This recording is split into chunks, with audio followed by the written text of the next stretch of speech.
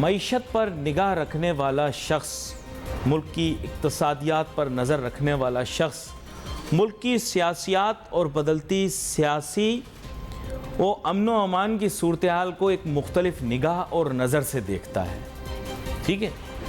اب دیکھیں میں ان اشخاص میں سے ہوں جو تمام سیاسی لیڈران کی جو بھی سوچ ہو اس سے ہٹ کے سب کا احترام کرتا ہوں.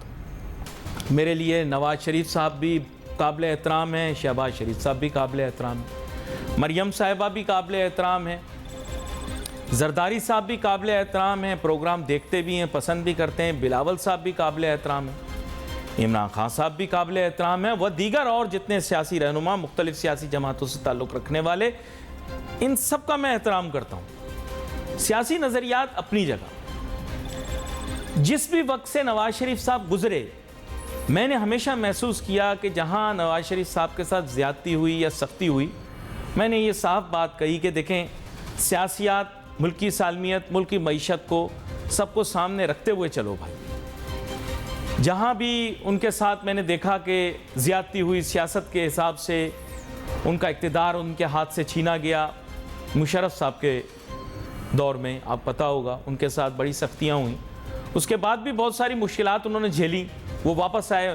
تو تب میں نے یہ کہا بھائی کہ نواز شریف صاحب بھی ایک پلیئر ہونے چاہیے پولیٹکس کے اندر، یہ ان کا حق ہے. جب ان کے ساتھ جو کچھ ہو رہا تھا میں اس دوران یہ کہتا رہا کہ دیکھیں جو بھی طریقہ کار اپنایا جائے وہ آئینی ہونا چاہیے، طریقہ کار کے حساب سے ہونا چاہیے، کہیں عوام میں یہ تاثر نہ جائے کہ ان کے ساتھ میں ایسی چیز کی گئی ہے جو کہ غیر اخلاقی ہے، غیر سیاسی ہے، غیر جمہوری ہے. ٹھیک ہے. اسی طرح ابھی جو حکومت کر رہی ہے میں اس سے گزارش کرنا چاہوں گا کہ یہ اب ملک مزید کرائسس کا متحمل نہیں ہو سکتا. ابھی اس وقت پہ کوئی فائدہ نہیں. سب سے پہلے دیکھیں صدر کا جو عہدہ ہے یہ باعث احترام، اس پہ کوئی بھی بیٹھے، اس پہ جب تارڑ صاحب بیٹھے ہوئے تھے تب بھی میں نے کہا کہ صدر کا عہدہ باعث احترام ہے.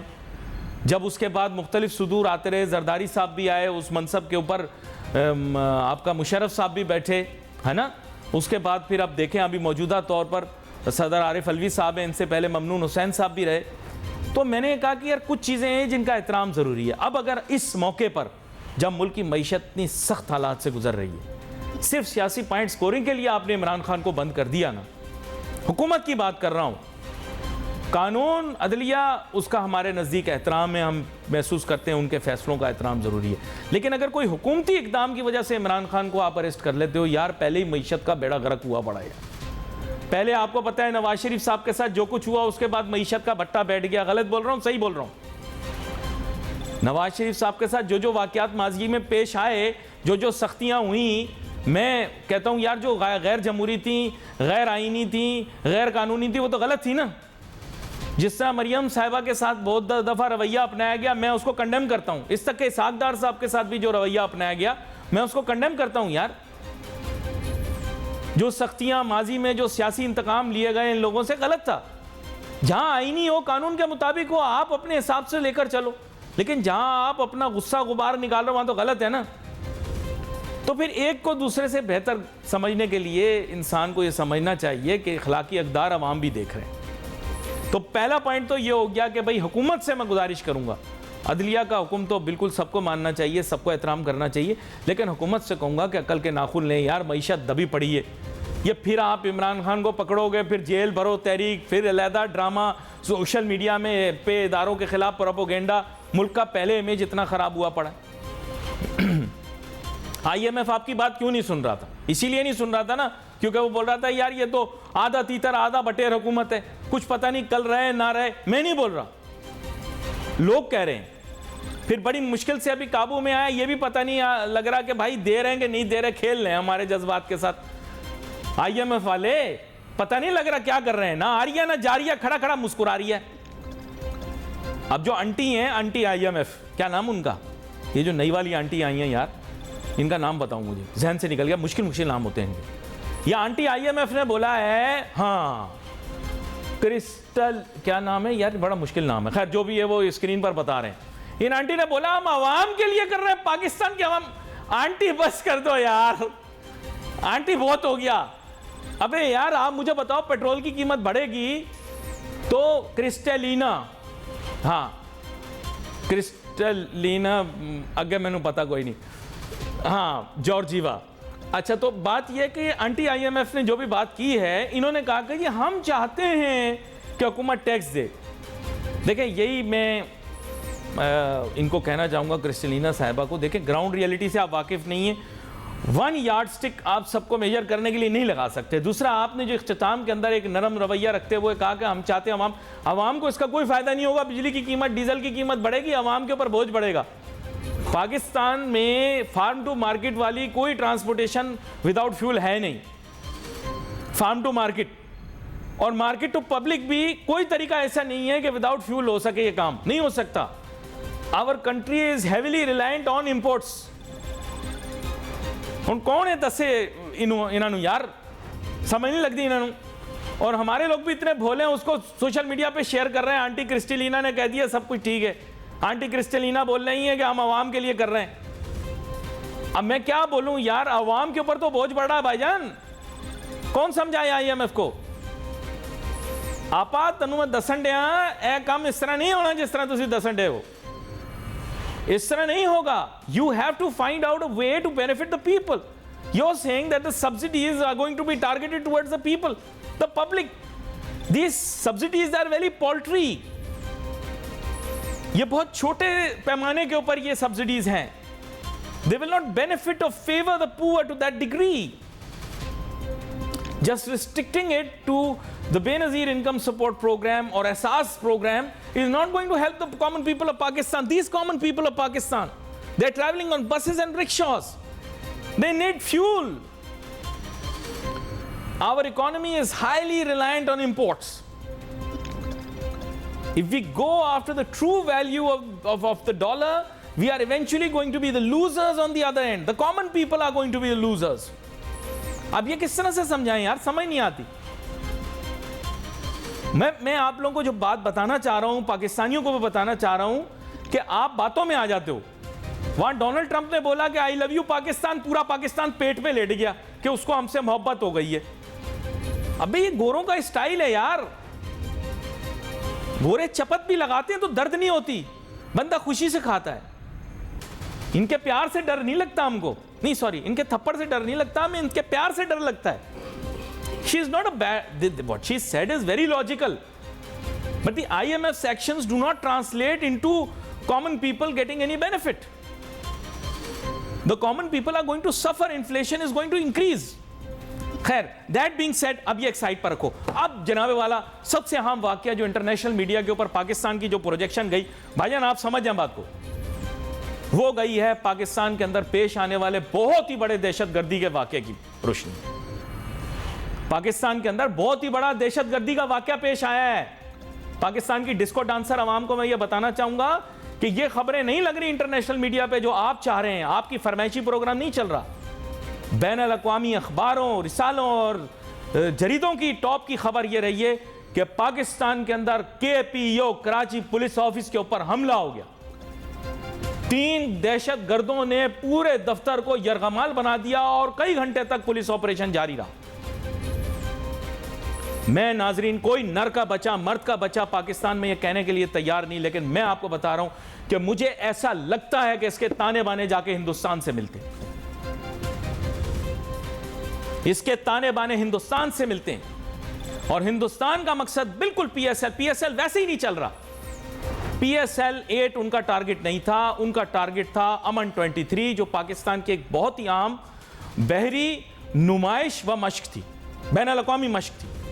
اور اس کے مہمان ویسے زیادہ تر تو جا چکے ہوں گے، لیکن آپ سمجھیں کہ اس کے بعد جو بچے کچھ چند ریزیڈول مہمان تھے ان کو یہ تاثر دینا تھا کہ یہ ملک انسیکیور ہے. اس کے تانے بانے ہندوستان سے ملتے ہیں مبینہ طور پر.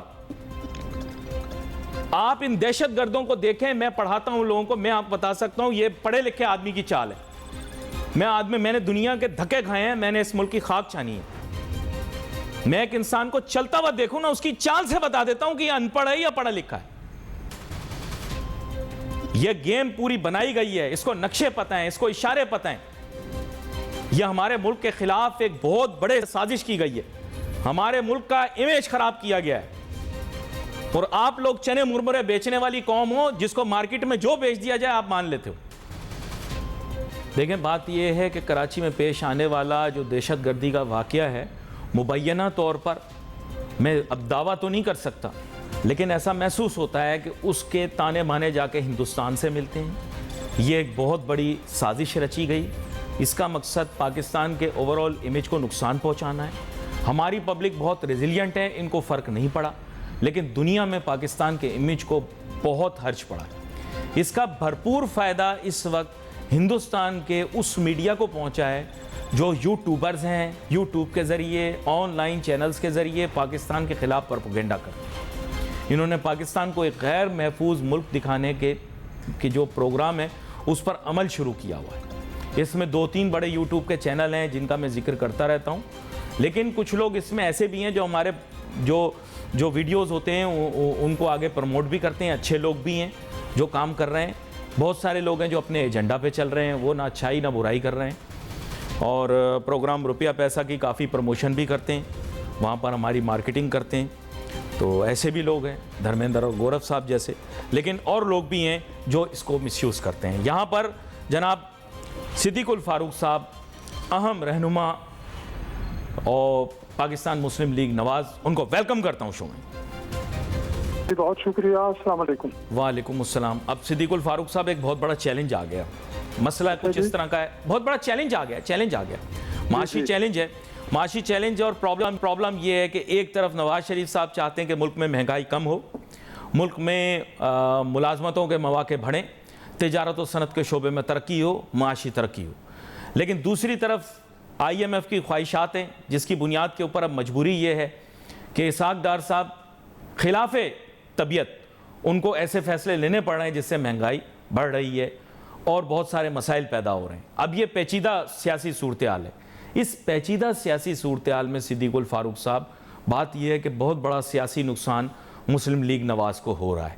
لیڈران جو ہیں، رہنما ہیں، آپ جیسے لوگ ہیں جو دل میں درد رکھتے ہیں عوام کے لیے، وہ یہ جانتے ہیں کہ پولیٹیکل فال آؤٹ آ رہا ہے۔ آپ کیا محسوس کرتے ہیں کہ ملک کے لیے، آپ کی پارٹی کے لیے اب حکمت عملی کیا ہونی چاہیے؟ کیونکہ اگر یہی پالیسی جاری رہی تو نہ چاہتے ہوئے بھی آپ کی حکومت غیر مقبول ہو جائے گی۔ آپ کی نیت صاف اگر ہے بھی تو اس کے باوجود آپ کو سیاسی نقصان ہو رہا ہے، کیا کہتے ہیں آپ؟ بسم اللہ الرحمن الرحیم۔ پہلی بات تو یہ ہے کہ اگر کوئی آدمی اٹھا کے سمندر میں پھینک دیا جائے تو اس کی پہلی ترجیح کیا ہوگی؟ وہ اپنے کپڑے بچائے، اپنے ہاتھ میں جو بیگ تھا اسے بچائے، یا اپنی جان بچائے؟ تو اس کی پہلی ترجیح ہوگی کہ وہ اپنی جان بچا کے ساحل سمندر پر پہنچے، پھر کپڑے بھی مل جائیں گے، پھر باقی بھی وہ اگر زندہ رہا تو وہ انشاءاللہ اپنے معاملات حل کر لے گا۔ نواز شریف صاحب بھی نہیں، میں بھی چاہتا ہوں، شہباز شریف صاحب بھی چاہتے ہیں، آپ بھی چاہتے ہیں، اور آپ کے ناظرین بھی چاہتے ہیں کہ عوام کو روزمرہ کی اشیاء سمیت ہر چیز سستی ملے، ان کی آمدنی بڑھے، وہ خوشحال اور محفوظ زندگی بسر کریں۔ لیکن جو چیز سامنے ابھی آپ نے بیان فرمائی ہے، جس طرح سے آئی ایم ایف ڈکٹیشن دے رہا ہے، اور آئی ایم ایف کیوں ڈکٹیشن دے رہا ہے؟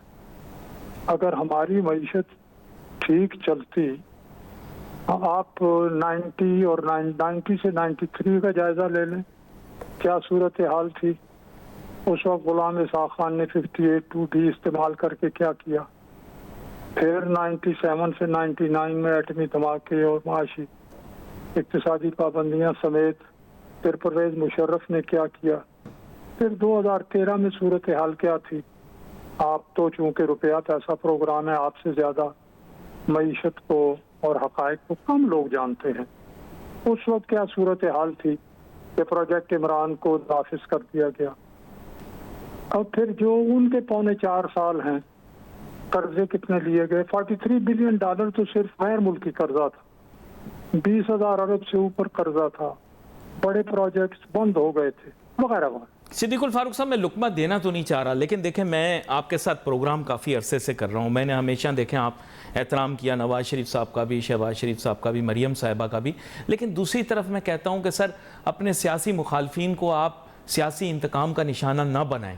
اس کی وجہ یہ ہے کہ عوام اب اویئر ہو گئی ہے اخلاقی طور پر. میرا ایسا خیال ہے کہ ابھی ملک ایسے حالات کا متحمل نہیں ہے کہ حکومت اس پر اصرار کرے کہ بھئی آپ عمران خان کو پکڑ لو. کیا یہ ملک کے لیے، معیشت کے لیے اچھا ہے؟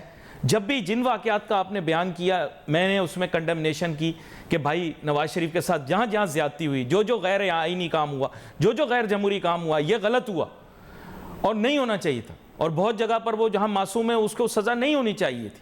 میں عدلیہ قانون کی بات نہیں کر رہا، میں تو ایگزیکٹو اس کی بات کر رہا ہوں. تو سر آپ آج کے دور میں عمران کو کیوں پکڑنا چاہ رہے ہو؟ سر چھوڑو، آپ بھی درگزر کرو، وہی پالیسیاں کرو گے آپ. جی، آپ کی بات اصولی طور پر بھی اخلاقی طور پر بھی بالکل درست ہے.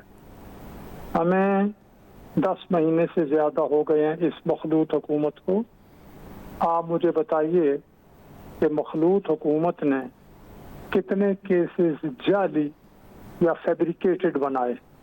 ان کے 8 بندے پکڑے گئے ہیں، کوئی 2 دن بعد، کوئی 10 دن بعد رہا ہو گیا ہے. اس وقت میرے خیال میں پی ٹی آئی کا ایک بندہ بھی جیل میں نہیں ہے. رہ گئے عمران خان کے خلاف کیسز. اگر ہم انتقام کی پالیسی پر یقین رکھتے تو آتے ہی پکڑ لیتے. ایسا نہیں ہوا. عمران خان صاحب اقراری مجرم ہیں. توشہ خانہ میں بھی، فارن فنڈنگ میں بھی ان کے وکیل نے بھی وہاں ایکسیپٹ کیا کہ ہاں یہ پیسے وصول ہوئے. کچھ اکاؤنٹس انہوں نے چھپائے، اسٹیٹ بینک نے وہ دیے. پھر جب تفتیش اور تحقیق ہوئی 13 اکاؤنٹس مزید نکل آئے جو انہوں نے چھپائے. اس طرح سے انہوں نے کہا جی کہ وہ 250 ارب روپے نقوی صاحب ان کے جناب، تو عمران خان صاحب ان کے دفاع میں آ گئے کہ تھوڑی سی منی لانڈرنگ انہوں نے کی ہے. اب مجھے یہ بتائیے 50 ارب روپے بیرون ملک برطانیہ سے آئے کالا دھن جو پاکستان کا ہے، انہوں نے وہ بھی بند لفافے میں منظوری لی اور دے دیے واپس، جس کے وہ کالا دھن پاکستان کو ملا.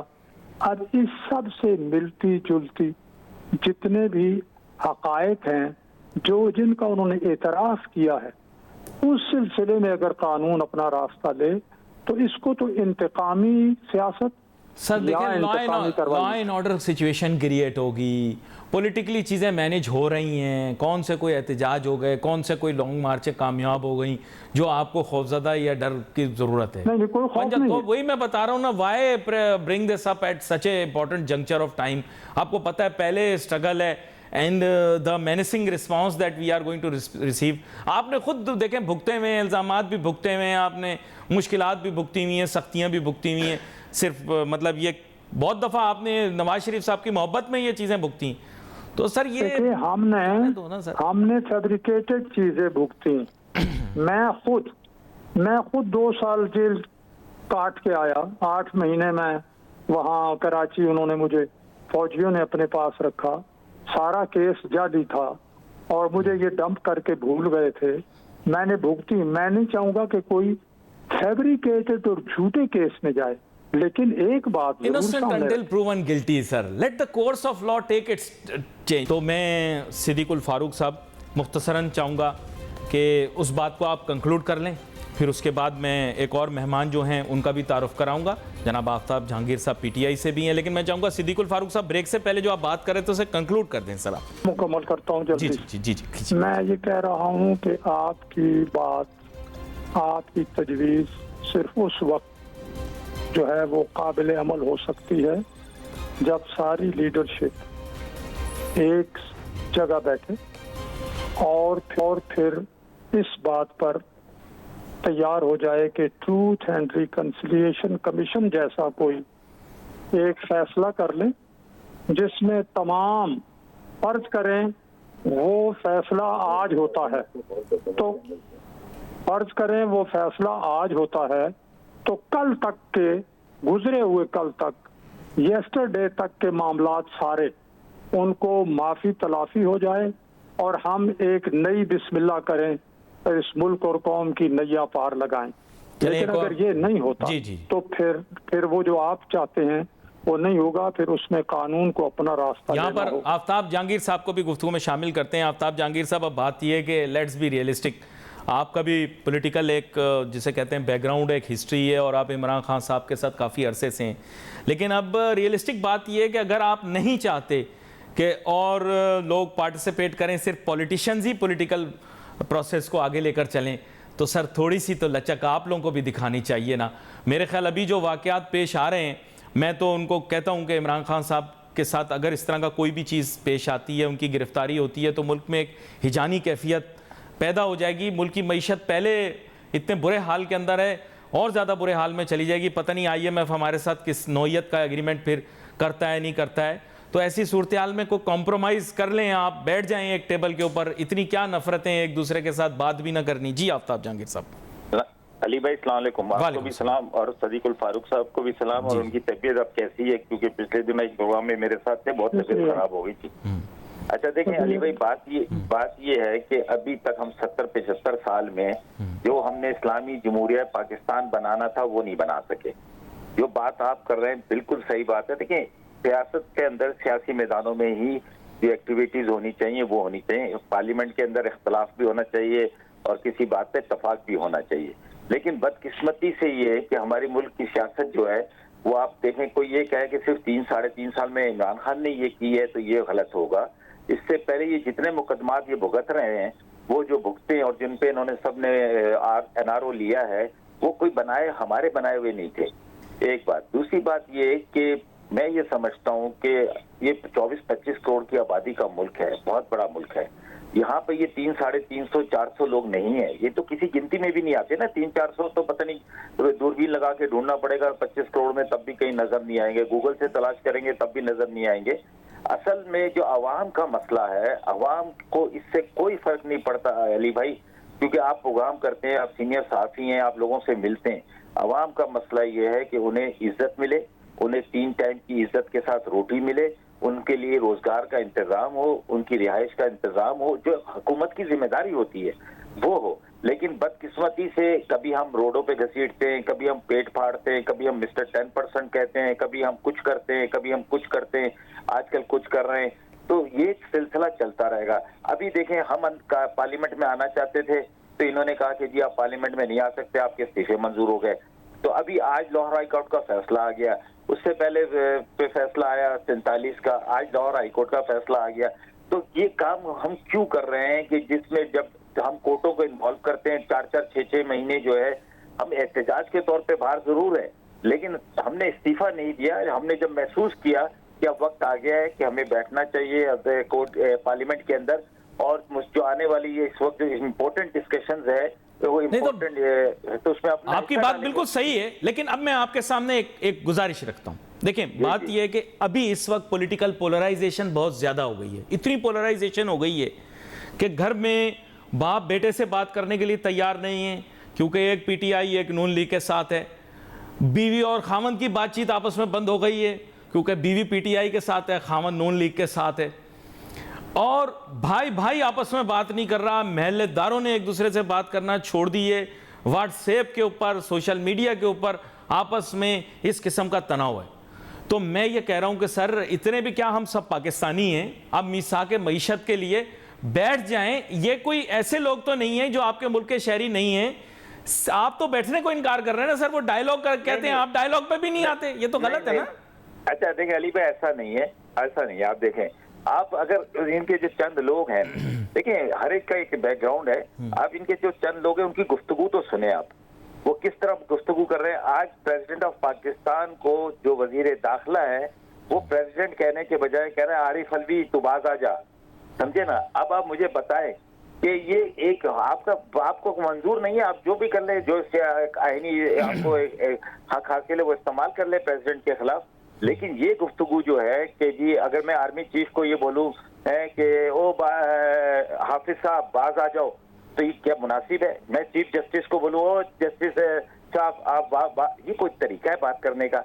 आप इसका मतलब है आपको पता है कि आप टेबल पे नहीं बैठना चाहते। अगर आप टेबल पे बैठना चाहते मनसब हो का एहतराम जरूरी है, ये दोनों बाइसे एहतराम है, लेकिन सदर का जो ओहदा है वो बहुत बाइसे एहतराम है। मैं इससे इत्तिफाक करता हूँ, मेरे ख्याल सिद्दीक साहब भी करेंगे। जी अच्छा देखें अली भाई, मैं आपको एक चीज बताऊं, मैं सदीकुल फारूक साहब से भी जब भी मिलता हूं, मैं इनसे चैनल में या किसी से भी प्रोग्राम में जब शरीक होता हूं तो 1 घंटे की माफी मांगता हूं कि जी 1 घंटा मुझे माफ कर देना, अगर मैं गुस्से में या किसी और बात में आर्ग्यूमेंट्स में आपके साथ कोई बदतमीजी कर लूं तो उसके लिए मैं एडवांस में माफी मांग रहा हूं। लेकिन उसके बाद ये सब मेरे दोस्त हैं, मेरे भाई, हम एक साथ मिलते भी हैं, बैठते भी हैं। लेकिन क्या है कि अगर हम ये समझते हैं कि पाकिस्तान को मजबूत पाकिस्तान बनाना, जिस तरह की आजकल खबरें आ रही हैं, देखें ये बड़ी अजीब खबरें आती हैं, फिर बाद में पता चलता है ये हो गया काम कि जी एटॉमिक एनर्जी का वफ्द आ गया है, उसने आके विजिट कर लिया, फलाना कर लिया। अच्छा ये हमें नहीं पता होता, ये अवाम को कम पता होता है, ये सोशल मीडिया ये सब चीजें बता रहा होता है कि इस वक्त पाकिस्तान में क्या हो रहा है, दुनिया में क्या हो रहा है। तो उससे मतलब माहौल अजीब व गरीब होता जा रहा है। और दूसरी बात ये कि कोई भी शख्स ये बात करने के लिए तैयार नहीं है। इन्होंने भी पूरी कहानी सुनाई कि जी हमने वो किया मनी लॉन्ड्रिंग की। मनी लॉन्ड्रिंग मेरा ख्याल है, मैं इसको जरा दूसरी तरफ से देखता हूँ कि अगर मुल्क से पाकिस्तान में पैसा आ रहा है तो उसको हम मनी लॉन्ड्रिंग कैसे कहेंगे? अगर यहाँ से गया हो और फिर वहां से आया हो, सर फिर सिद्दीक साहब कह देंगे कि बेटे से तनख्वाह लेना कौन सा जुर्म है या ना लेना। सर देखें हर आदमी अपनी फिर सफाई देगा। अब अली भाई थोड़ा सा सिद्दीक साहब की तरफ जाऊं। अच्छा अली भाई एक बात, बेटे से तनख्वाह लेना में कोई जुर्म नहीं है। बेटा तनख्वाह ना दे, बेटा अपने बाप की इज्जत को, बाप की हैसियत को महसूस करते हुए अपनी जिम्मेदारी पूरी कहे कि अब्बा जी आप घर में रिटायर्ड होकर बैठे, मैं आपके अखराजात बर्दाश्त करूंगा। लेकिन जब वो मुलाजिम रखता है बेटा तो बात समझ में नहीं आती कि वो पैसा आया कहाँ से, जबकि वो कहते थे कि हमारे पास कोई पैसा ही नहीं है, हमारे जराए नहीं है। एक भाई कहता है कि मेरा दादा जो था इंडिया के अंदर वो अरबोपति था, और एक भाई कहता है कि मैं तो एक मजदूर का बेटा हूँ यहाँ, और मोहल्ले वाले कहते हैं कि हमने खुद देखा है भट्टियां चलाते हुए। मैं इस पर आता हूँ। असल में फैसला जब आ जाता है तो फिर उसके बाद तो अवाम की मिल्कियत होता है, ये भी बात है। लेकिन ये कि सिद्दीकुल फारूक साहब बात ये है कि अब जो भी इख्तलाफात हों वो अपनी जगह, मैं ये कहता हूँ कि अब थोड़ा सा आप लोग जो संजीदा सियासतदान हैं ज़रा मामलात को कूल ऑफ करें। और ये बात उनकी सही है, मुझे भी बड़ी नागवार गुजरी कि देखें जो सदर है उसके मुतल्लिक इस तरह से बात करना गलत है। एक मनसब होता है सदर का, हम तारड़ साहब का भी एहतराम करते थे जब वो सदर, उसके बाद मुशर्रफ साहब का भी एहतराम किया, क्या करें मजबूरी, लेकिन वो सदर। उसके बाद फिर आपको पता है जरदारी साहब भी सदर रहे, उनके खिलाफ भी अगर किसी ने जुबान इस्तेमाल की वो भी गलत। तो मनसब का एहतराम जरूरी है। सिद्दीकुल फारूक साहब मुख्तसरन इस पे बात करें और फिर बात करता हूँ जी कि सदर मुमलिकत जब गैर जानिबदार सदर मुमलिकत और कौमी इत्तेहाद की अलामत बनेंगे तो उनकी इज्जत होगी। जब वो कौमी इत्तेहाद की बजाय एक पार्टी की नुमाइंदगी करके बाकी पार्टियों के खिलाफ बात करेंगे तो फिर वो अपने सदारत के मनसब जो है उसका खुद ही अपने हाथों अपने अमल से तौहीन करते हैं। तो अल्फाज अगर इस्तेमाल किए तो चलें, मैं कहता हूँ वो नहीं करने चाहिए। लेकिन इमरान खान भी तो ये कहते थे ना, और वजीर आजम मैं तुझे गिरेबान से पकड़ के बाहर निकालूंगा। तो ये बहुत सी बातें मैंने इसीलिए कहा कि अगर मैं ये भी कहूँ कि इसी राना सनाउल्लाह पर 15 किलो हेरोइन का केस आपने बनाया, इसी अपना ख्वाजा आसिफ पर आर्टिकल 6 का मुकदमा आपने बनाया, आप कहते हैं कि हमारे दौर में नहीं बने, आपके दौर में दर्जनों मुकदमात बने। अच्छा मैं बताता हूँ कि नहीं आप अभी नहीं एक लम्हा तो रुक जाए आफ्ताब जहांगीर साहब, आपको वक्त जवाब नहीं मेरी बात का जवाब एक लम्हा दें उनको, बात मुकम्मल कर लें, फिर आपकी तरफ आता हूँ। के लिए पूछना चाह रहा हूँ, ये मेरी बात सुन ले, मेरा सवाल सुन ले आप, मेरी बात सुन ले। ये बात ये है कि राना सनाउल्लाह के ऊपर देखिए एक लम्हा आफ्ताब साहब रुक जाइएगा, मैं आपकी तरफ आता हूँ। उसको पकड़ने वाले, उसको रिकवर करने वाले जिन्होंने कहा कि जी हमने ये रिकवर किया है 15 किलो हेरोइन, उनको कितने लोगों को सजा हुई है, जरा मुझे ये बता दें। सब उस पर भी आता हूँ मैं, आप जरा बात मुकम्मल कर लें। जी सिद्दीकुल फारूक साहब। अली साहब बात मुकम्मल करूँ जी। तो जनाब अली वो जिस मिनिस्टर ने कहा था जान खुदा को देनी है, अल्लाह को हाजिर नाजिर जानकर मैं ये कहता हूँ उसको क्या सजा हुई? मैं आफ्ताब साहब यही चाह रहे हैं कि सवाल इनके पीटीआई के अंदर आपस में भी इख्तलाफात होते हैं ना, ये चाहते हैं उसको सजा मिल जाए उस वजीर को। मैंने जवाब ये दिया। नहीं अली भाई मैं ये कह रहा हूँ, आप सुन, नहीं अली भाई आप नहीं समझे मेरी बात। اصل میں ہمارے یہاں بڑی اب بدقسمتی یہ ہے پی ٹی آئی کے ہمارے دوست بعد ہی نہیں آتے مداخلت کرنے سے. میری بات سنیں آپ کہ ایسا نہیں ہے کہ میں چاہتا ہوں کہ وزیر کو سزا ہو. میں یہ کہتا ہوں کہ وزیر تو وہاں موجود نہیں تھا جب انہوں نے چھاپا مارا, جب انہوں نے گاڑی روکی, تو وہ یونیفارم والے جو لوگ تھے ان کو بھی تو سزا ملنی چاہیے نا. آپ علی شہریار افریدی کے اوپر بات کر رہے ہیں, تو جب تک آپ یہ یا تو وہ آئے آ کر بولیں کہ جی یہ نکلی تھی, یہ کس نے نکالی, کیسے نکالی. دیکھیں یہ بیوروکریسی کو سزا نہیں ملتی. آپ میری بات کو جو سمجھیں, بیوروکریسی کو سزا نہیں ملتی. وہی ہاتھ پاؤں اور بازو ہوتے ہیں, وہی دماغ ہوتا ہے, وہی آنکھیں ہوتی ہیں, وہ بتاتا ہے راستے. دیکھیں آج ہمارے یہاں پتہ ہے پیٹرولیم کے اوپر کبھی کسی نے کسی بیوروکریٹ کو ملی سزا. اب کہیں آفتاب جہانگیر صاحب خاموش بھی ہوں گے یا نہیں ہوں گے؟ دیکھیں آفتاب صاحب آپ کو بھرپور وقت دیا, تھوڑا سا وقت آپ دینا, مکمل تو کر لیں صدیق صاحب, وہ بیچارے بات نہیں کر پا رہے. جی صدیق صاحب. دماغ اور سب کی بات جو ہے جی دیکھیے, ٹھیک نہیں ہے, مجھے معذرت ہے, میں سمجھتا ہوں کہ ان کی طبیعت میں 3.5 سال اویکیو ٹرسٹ پراپرٹی بورڈ کا چیئرمین رہا, عدالتی اختیارات سمیت ملک کا وزارتوں سے بڑا ادارہ ہے. 54 آدمی میرے ہاتھوں ڈسمس ہوئے کرپشن کی وجہ آفتاب صاحب سے. رہیں, آپ 1 منٹ چپ رہیں نا پلیز, سمجھا کریں صدیق صاحب. 54 لوگ میرے ہاتھوں کرپشن کی وجہ سے ڈسمس ہوئے, سب نے درخواستیں دیں, 3 سال انکوائریاں ہوئیں. الحمدللہ میں نے کوئی کام غلط نہیں کیا تھا, سارا زور لگا لیا, مقدمہ کوئی نہیں بنا, آخر انکوائری فارغ کرنی پڑی. تو جو آدمی سربراہ ہوتا ہے, وزیر ہوتا ہے, وزیر اعظم ہوتا ہے, اس کا اپنا دماغ, اس کا اپنا علم بھی تو ہونا چاہیے. میں نے ساری اس موقع پر مختصراً میں مختصراً بات کرتا ہوں آفتاب صاحب سے. آفتاب صاحب میں آپ سے بڑا اہم سوال کرنے لگا ہوں, بڑا اہم سوال ہے. دیکھیں میری بات سنیں, ابھی ملک جو ہے نا وہ اس کا متحمل نہیں ہو سکتا. اگر عمران خان صاحب کو اریسٹ کر لیا جاتا ہے یا جو بھی, وہ تو ہمارے بس میں نہیں ہے اب کیا آرڈر آتا ہے, اس کا ریئیکشن کیا آئے گا, اس سے معیشت کو فائدہ تو نہیں ہوگا؟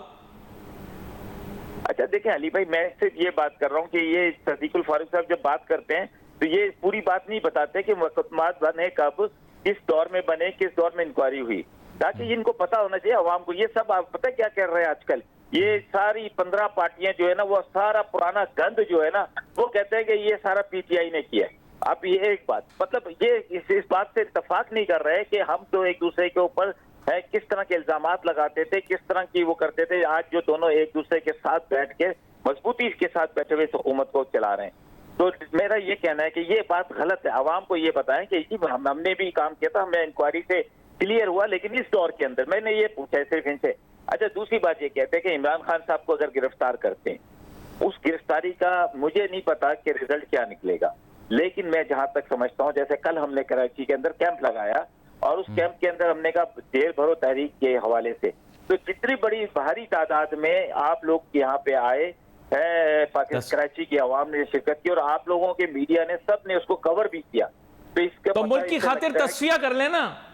دیکھیں تصفیہ کر لیں, پہلے 2, اب یہ 15 مل کے کر رہے ہیں, آپ 16 مل کے دونوں ہاتھوں سے ملک کی خدمت کریں.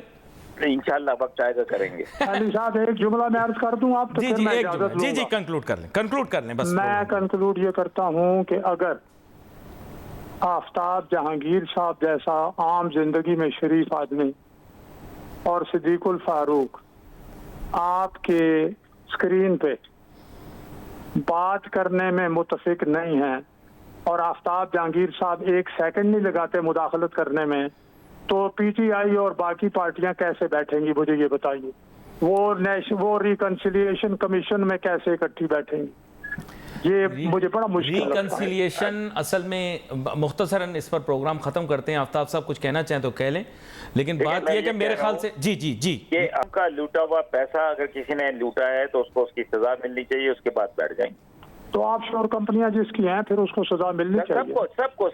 سب کو میں نے یہ کسی ایک کا نام نہیں لیا, میں نے کہا پاکستان کی عوام کے جس نے بھی پیسہ لوٹا ہے اس کو کٹیرے میں آنا چاہیے. اپنے پرائے سب انہوں نے شامل کر دیا اس میں. صدیق الفاروق ملنا چاہیے, اس کو این آر او نہیں ملنا چاہیے. صدیق الفاروق صاحب انہوں نے اپنے پرائے سارے شامل کر دیا اس میں. میں نے گزارش کی ہے نا کہ جس نے جو کیا ہے قانون راستہ لے اپنا, یا نیشنل یا ٹروتھ اینڈ ریکنسیلیشن کمیشن بنا کر ماضی کے ساری چیزوں کو معاف کر کے नई इब्तिदा की जाए। मैंने نہیں خان نہیں مانتا، خان کہتا ہے ماضی کی چیزیں معاف نہیں کروں گا، یہ میں بتا دوں عوام کا فیصلہ اس پر کوئی کمپرومائز نہیں کر رہا نا، اب وقت ختم، وقت ختم۔ عوام کا فیصلہ اٹھائیں پھر بات فی الحال کریں۔ تو خان کے جو جرائم ہیں وہ سامنے ہیں اور اقرار مجرم۔ ٹائم ختم، ٹائم ختم۔ یہاں پر آپ دونوں مہمانوں کا بہت شکریہ، آپ شو میں شامل ہوئے۔ ویٹ فار میسج، علی ناصر ہماری ٹیم کو اجازت دیجیے، اللہ حافظ۔